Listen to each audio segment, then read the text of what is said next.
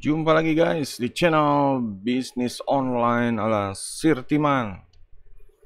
Oke, sebelumnya mengucapkan selamat hari raya Lebaran ya 2023. Minal aidin wal faizin. Kali ini Sirtiman akan bahas topik tentang investasi bodong reborn. Jadi setelah 1-2 tahun terakhir ini banyak ya bukannya bisnis ya, usaha investasi bodong yang tergolong scam gitu ya, scam menipu banyak uang masyarakat. Salah satunya ada binomo, robot forex, dan ada DNA Pro dan lain-lain ya. Nah kali ini ya seperti pepatah bilang sih ya, patah satu tumbuh 1000 gitu. Ini yang bikin bikin apa ya, yang bikin ya miris gitu, bikin miris. Soalnya para ya pengusaha ya investasi bodong ini dia paham gitu. Kalau pasar pasar istilahnya orang-orang yang minim melek investasi itu masih banyak gitu. Jadi ya ini merupakan pangsa pasar ya yang bisa dimanfaatkan atau dikorbankan atau ditumbalin mereka untuk ya mengeruk duit dari masyarakat gitu, terutama pangsa pasar yang masih pada belum melek finansial, belum melek investasi, yang masih ya yang masih apa ya, suka suka bergambling lah, suka berjudi dengan ya, cara-cara cari duit seperti itu. Di sini Sirtiman cuma bilang apa ya, eh, ya sangat disayangkan sih ya, banyak ya, terutama terakhir Sirtiman lihat udah kayak apa, marketing yang berpengalaman, mungkin sarjana, mungkin pemuka agama, dan itu orang-orang yang ya berpengaruh gitu loh. Tapi saat mereka istilahnya mendapat informasi tentang bisnis investasi bodong, atau investasi bodong ya, bukan bisnis ya, ya mereka kayak ya gampang kemakan gitu, gampang kemakan. Nah di sini Sirtiman mau jelasin ya,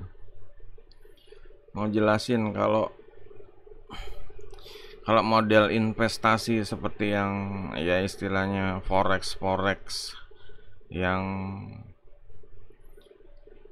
cari-cari downline seperti itu tuh udah apa ya, dari dulu tuh udah sebenarnya udah kenyang dengar berita banyak scammer, banyak pokoknya cari downline. Terus biasanya kan ya cari downline-nya itu dapat komisi. Terus untuk sistem permainannya istilahnya main core dari bisnisnya itu bisa forex, bisa bisa apa, money game apalah pokoknya, entah itu kayak VTube gitu ya, nonton video atau apa. Nah seperti itu tuh ya, di sini kita tuh nggak bisa kontrol gitu, nggak bisa kontrol bisnis kayak main forex kita ya mungkin bisa ngeklik serasa jago gitu, tapi sistemnya sendiri udah disetel kayak model kasino. Mungkin kita merasa jago gitu, mungkin kita punya feeling, mungkin punya insting, cuma itu semua sistemnya itu udah disetel gitu ya, sistemnya itu udah disetel bandar, nggak mungkin kalah gitu.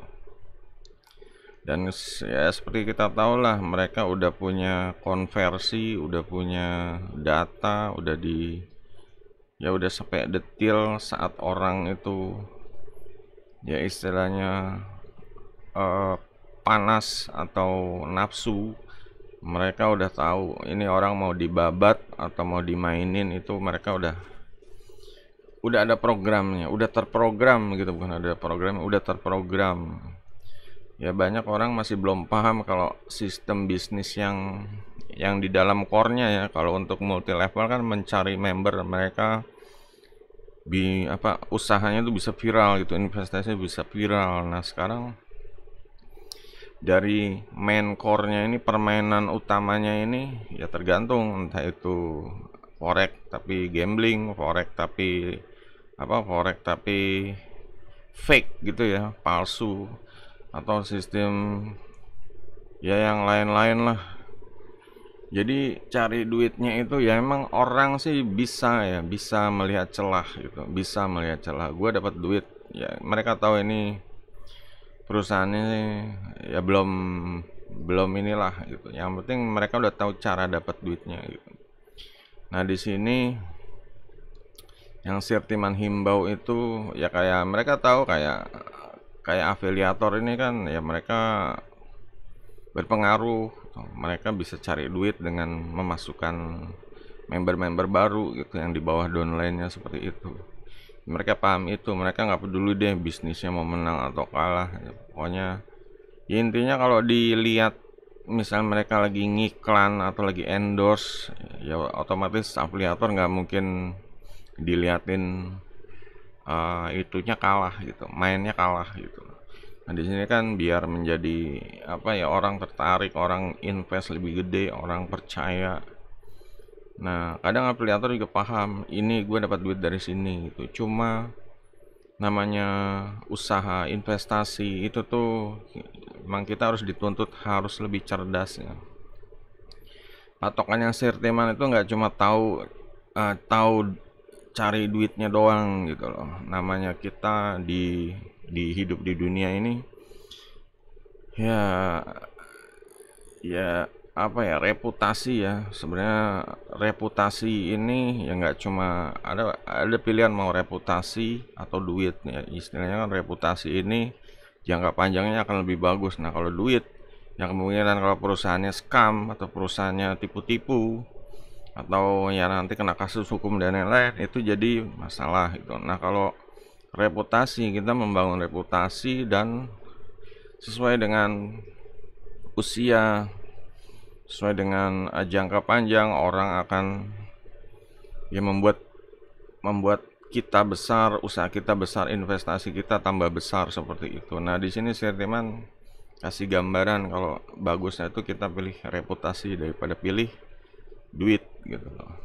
Ya emang semua orang butuh duit, cuma ya kembali pilihannya itu mau jangka panjang stabil atau mau jangka pendek tapi ujung-ujungnya hancur-hancuran gitu. Nah di sini kan yang pertama ya kalau kalian semua yang nonton video ini pertama itu udah jelas. Sebenarnya diulang-ulang dari berapa tahun yang lalu. Pertama dicek perusahaannya itu berdirinya udah kapan gitu. Kalau udah 3 tahun ke atas, 3 sampai 5 tahun itu boleh dipertimbangkan istilahnya perusahaan itu dari rating amannya antara 1 sampai 10 ya mungkin 5 ke atas seperti itu. Nah, kedua di sini ada alamat usahanya di mana. Harus legal ya, harus legal meskipun contohnya seperti aplikasi-aplikasi di Google Play Store aja. Mereka mencantumkan kantornya, nomor teleponnya dan lain-lain, nomor email perusahaannya dan lain-lain. Ini harus jelas. Kenapa?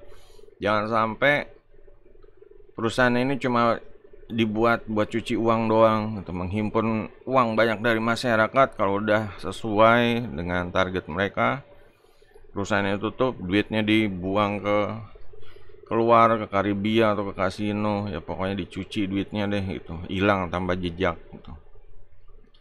Nah di sini Sirteman coba ya belajar untuk mengecek dulu bisnisnya, jangan cuma ngecek duitnya aja tapi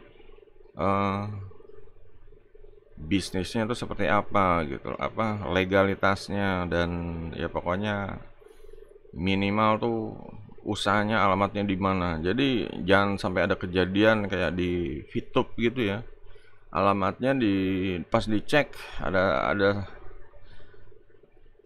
vlogger ya ngecek membuktikan ternyata di sana alamatnya adalah fake gitu loh. Kantornya itu pas dicek ya namanya doang, pas di dalam ternyata mereka numpang bayar sama perusahaan lain gitu, PT lain, perusahaan lain lah, kantor lain seperti itu. Yang ketiga ini adalah pemiliknya gitu. Pemiliknya ini siapa, namanya, ada jejak digital ya, kita bisa cek pemiliknya ini siapa. Pernah nggak mereka terlibat dalam kasus-kasus scam, penipuan, atau ya pokoknya ratingnya itu di dunia online itu udah rating negatif atau positif gitu. Kita bisa lihat ya, pokoknya jangan percaya artis atau ya pokoknya orang yang berpengaruh sedikit pun gitu loh. Mau artis atau ulama atau ya pokoknya atau pemuka agama ya, nggak cuma ulama ya, pemuka agama, artis, atau istilahnya orang pintar ya, sarjana, atau ya pokoknya orang-orang yang berpendidikan tinggi, mereka itu belum tentu gitu loh. Karena Sirtiman sendiri ngelihat ada orang-orang seperti itu yang ilmu melek finansialnya tuh kayak anak kecil gitu loh. Kayak kegirangan dapat informasi bisnis yang menghasilkan nih. Pas dijelasin lebih dalam, mereka langsung membentengi diri ya, dengan ya nggak mau nggak mau ya pokoknya alasan beda prinsip atau alasan ya nggak, ya pokoknya intinya mereka tuh tutup kuping seperti itu. Mereka tutup kuping. Dan giliran kejadian ya, sebenarnya kalau mau cerita apa ya, kejadian ini kan udah ya baru aja kejadian gitu loh, kayak robot forex atau VTube, bisnis-bisnis yang seperti itu, yang tipu-tipu itu lagi marak gitu. Tapi mereka kok dia namanya kayak otak anak kecil gitu ya, untuk masalah melek finansialnya ini masih belum paham gitu. Dan ya banyak orang-orang ya, terutama ya istilahnya bebek-bebek dungu itu, salah satu vlogger bilang, yang ya memanfaatkan lah orang-orang yang seperti itu. Makanya kita jangan sampai ya terjebak ya, jangan sampai ikutan, jangan sampai kejebur di dalamnya investasi-investasi bodong seperti itu. Kalian cek permainannya seperti apa, alamat usahanya di mana, udah berdiri kapan, pemiliknya siapa, pokoknya harus detail ya. Masalah ini menghabiskan waktu kita, dan waktu, tenaga, dan daya, kadang modal ya, kadang ya aneh juga orang sampai investasi 200 juta yang perusahaannya nggak jelas, pemiliknya nggak tahu, alamatnya di mana, permainan gamenya itu kita nggak punya kontrol gitu. Nah di sini Sirtiman kasih satu saran aja, kalau pilih bisnis itu untuk pemula ya, untuk pemula nih, usahakan yang jangan ambil yang kita nggak punya kontrol permainannya, kayak kasino atau ya forex seperti itu, kita nggak punya kontrol gitu. Bisa aja softwarenya itu udah disetel, bisa aja ya, terutama kalau mengandalkan aplikasi ya, kebanyakan ya aplikasi sih. Kalau mau bisnisnya, kalau mau yang model seperti itu, mendingan judi koprok aja sekalian gitu loh, biar milih merah, hitam, atau ganjil genap itu udah ketahuan, judi sekalian gitu. Kalau ini perusahaannya udah nggak jelas, gambling, pemiliknya nggak jelas, gambling, udah banyak gamblingnya, sistem main core di dalamnya itu nggak jelas, belum ya sistem multi levelnya ini kayak gimana gitu. Harus paham ya, harus belajar sejarah tentang Ponzi, sejarah tentang bayar level bawah tapi ngambil duit yang di level 5, atau level yang paling terakhir bayarnya di level atas ya, di level downon paling atas, tapi dia ngambil duit dari level bawah, level terbawah, member-member yang terbaru ya, seperti itu gitu. Dan ini ya sebenarnya sistem seperti ini udah banyak diterapkan ya, nggak cuma di bisnis model forex atau bisnis model ya kasino aja, tapi diterapkan di kayak umroh, ya perusahaan-perusahaan umroh gitu. Jadi awalnya mereka dikasih diskon gede, mereka ya pokoknya kadang digratisin, kadang dikasih duit lebih. Nah itu duit-duitnya dari mana? Itu duit-duitnya dari yang level-level yang paling baru itu, orang bayar diambil duitnya yang level-level yang udah mau berangkat ini. Kalau haji kan seperti itu, mereka ya dikasih duit yang dari level-level yang baru-baru setor seperti itu gitu. Nah di sini ya harus paham. Kalau ada yang ditanya silahkan ya Sirtiman coba untuk jawab deh gitu. Untuk jawab yang jelas, kalau udah lihat video ini jangan sampai kejebur, jangan sampai, ya belajar dari sejarah ya, belajar dari banyak scam tahun kemarin. Ada binomo, harus diulang lagi, apa forex, ada DNA Pro, ada aduh banyak sekali itu. Dan muncul yang baru-baru yang nggak jelas, yang udahlah seperti itu. Usahakan bisnis yang terpercaya gitu.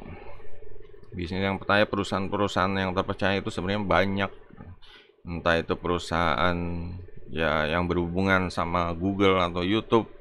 Kita bisa buka channel YouTube atau ternak blog dengan earning dari AdSense Google ya, Google AdSense ya seperti itu.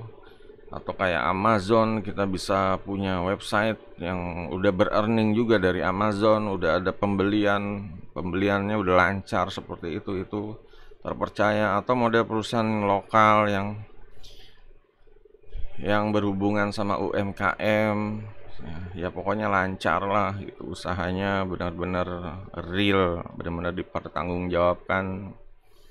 Juga kalau model investasi yang kayak model saham, model sekuritas seperti itu juga dijamin sama pemerintah, itu juga aman istilahnya. Kalau ada apa-apa masih bisa diurus, dihukum gitu. Jangan berisiko sama perusahaan-perusahaan yang nggak jelas dari awal, udah nggak ada hukumnya, nggak terdaftar, itu udah nggak usah, langsung no debat, nggak usah gitu aja.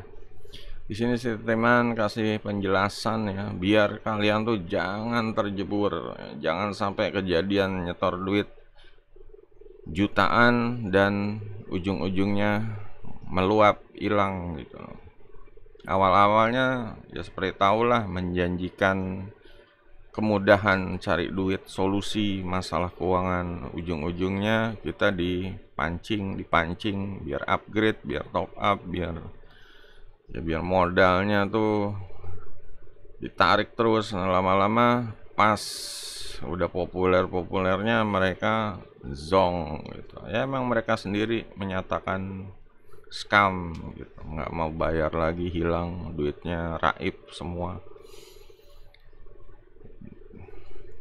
Ya itulah kejamnya ya. Kalau apa sih, di Indonesia ini sebenarnya sayang banget, negara yang berkembang, yang mau maju, tapi sumber daya manusianya masih pada minim, melek finansial gitu. Kalau mau disuruh apa ya, mau disuruh mempelajari melek finansial ya kembali ke baca baca buku karangan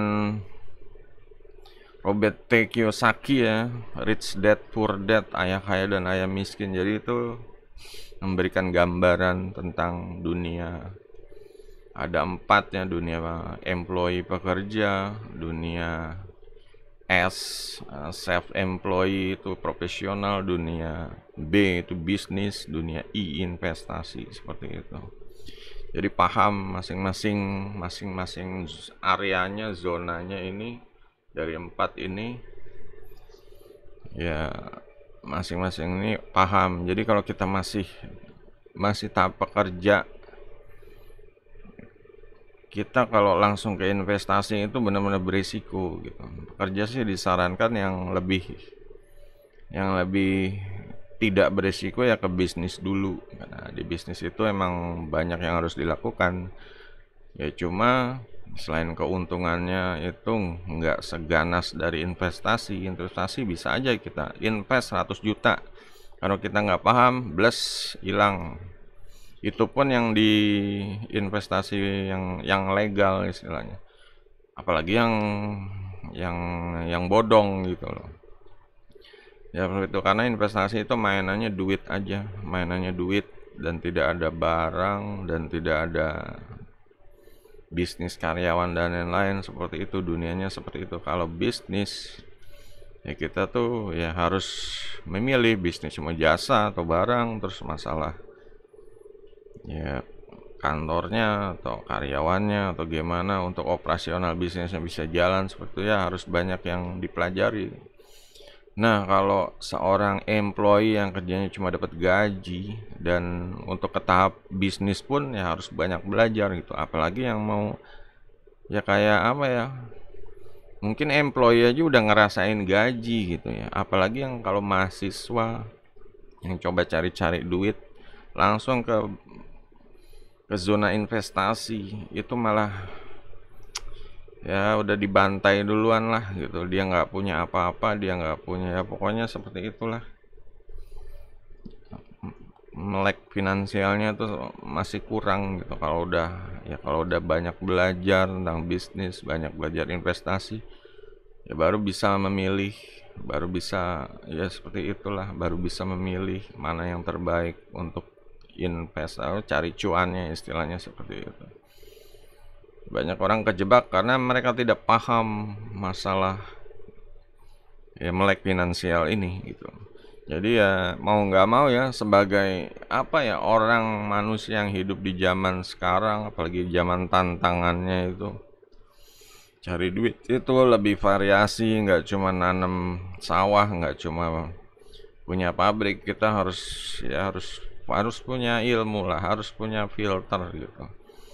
Kalau ada bisnis baru, kalau ada investasi baru, ini baru instingnya jalanin gitu. Ini gimana gitu loh. Kalau enggak ya kalian buang-buang waktu, buang-buang tenaga, buang-buang duit gitu aja deh gitu. Mendingan pilih bisnis yang bener dan jangka panjang, udah gitu aja. Jangan ngambil resiko yang nggak jelas, jangan ngambil resiko, jangan termakan iming-iming di depan gitu ya. Fokus bisnis yang udah terpercaya gitu aja deh. Emang ya nggak seindah yang diiming-iming bisnis investasi bodong, tapi yang jelas ya lebih aman gitu lah. Masa depan kita tuh lebih lebih aman, ada kemungkinan bisa berkembang, bisa maju gitu. Kalau investasi yang nggak jelas, masa depan kita tuh ya udah kejebur lah, nanti ancur-ancuran, rungkat seperti itu. Jadi semoga dipahami ya. Sampai jumpa di video berikutnya. Goodbye.